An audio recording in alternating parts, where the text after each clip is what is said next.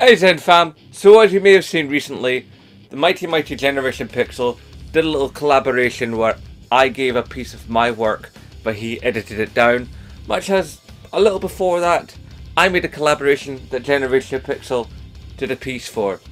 This is part of the YouTube community, but a lot of you out there asked if you could see the full, unedited, uncensored, full on me giving my thoughts on one game to rule them all from his collaboration video. So, without further ado, enjoy! Hello! So, Generation Pixels asked me, and some other YouTubers of course, to answer the question, what's the one game to rule them all and in the darkness bind them? And I've been giving this some deep consideration. There's a number of games I've played across my gaming history. I mean, given I started on the Commodore 16 when I was but a lad. And I've been trying to throw as many concepts into the pot at one time.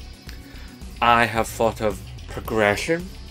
So how a game and a series of games, importantly in this particular case, has progressed.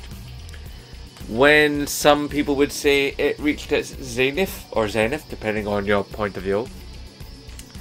Its cultural impact, which is important to me because I'm a gaming culture YouTuber. How it's impacted gaming as a whole in systems, in storyline, in mechanics, in gameplay, in just the basic nuts and bolts of the game.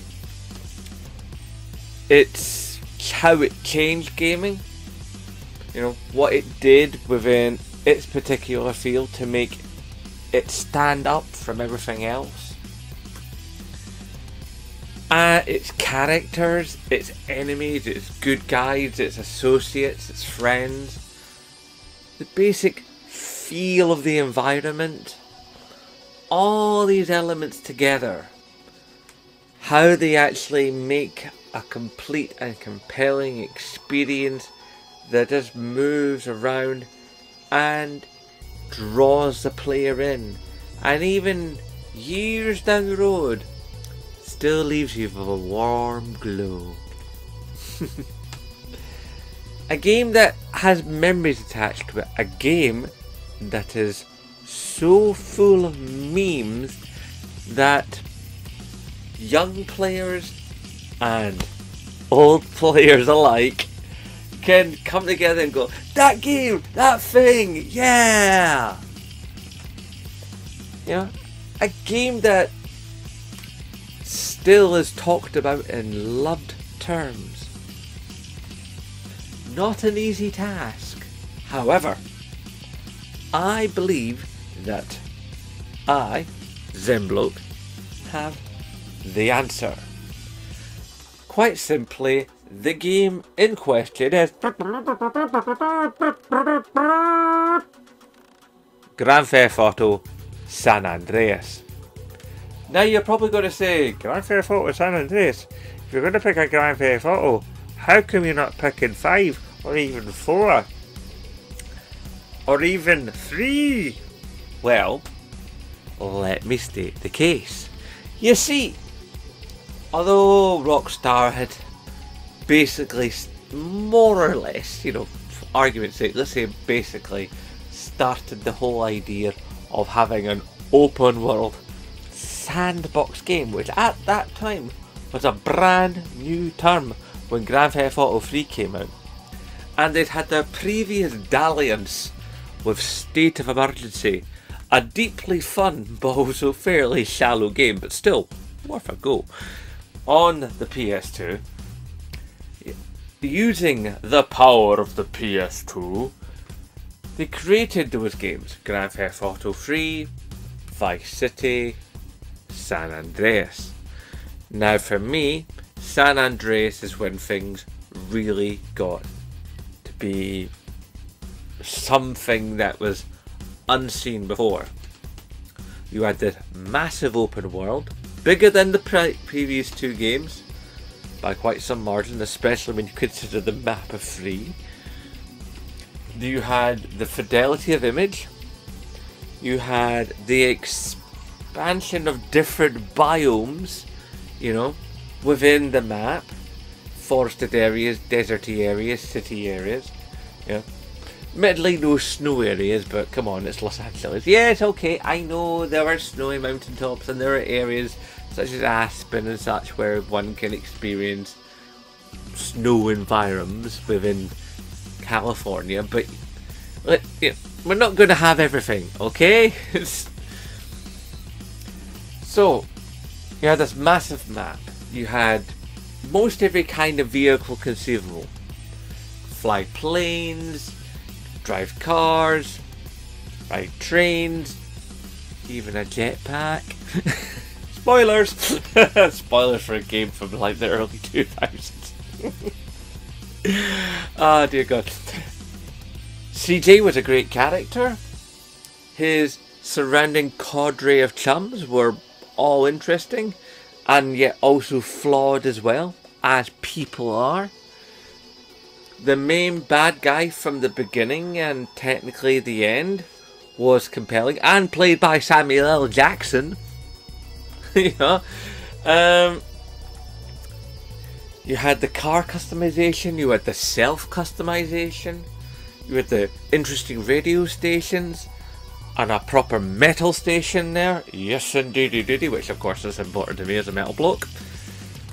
There were points of reference that like led to things in the real world. I mean, there was a bridge, and at the foot of the bridge there was a strip club, but that bridge looked a lot like the Forth Road Bridge.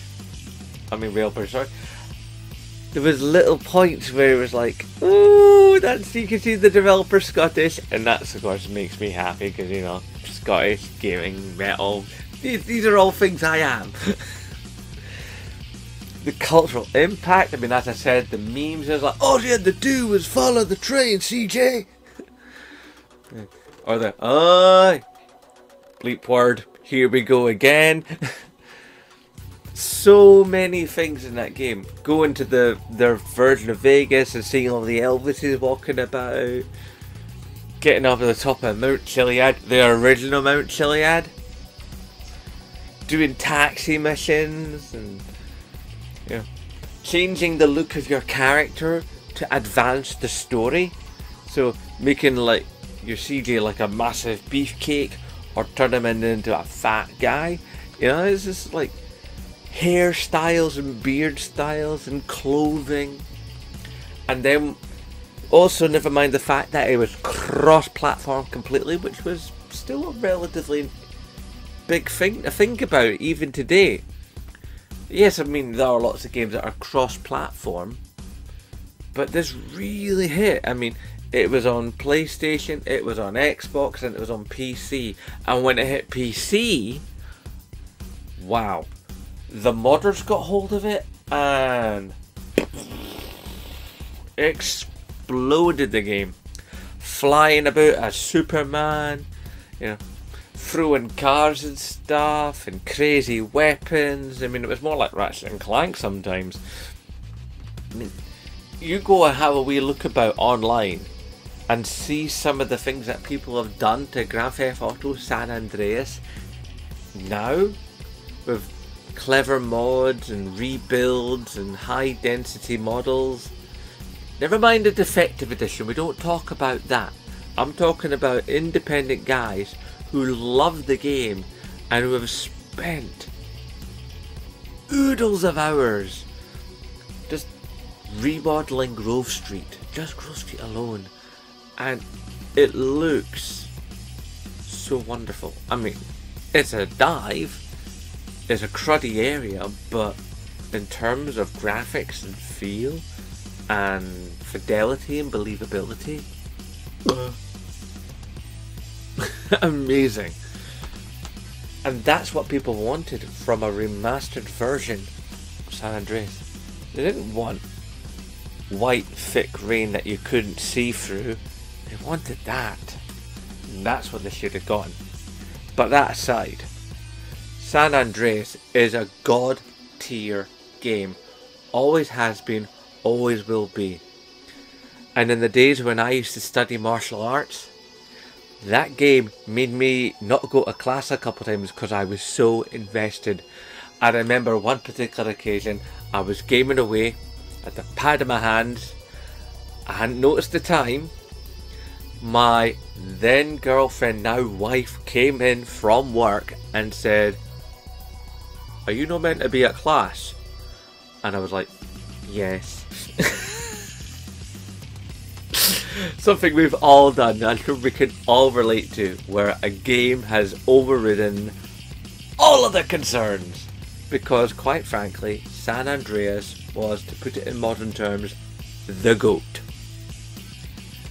So I'll close this video in saying a number of things. One, first of all, Generation Pixel, thank you very much for including me in this collab. It's been fun. And I will close this video in the manner that I close all my videos upon my channel, where I hope to see you very soon. Hashtag support Scottish YouTubers, and of course, as always, aye, nae bother.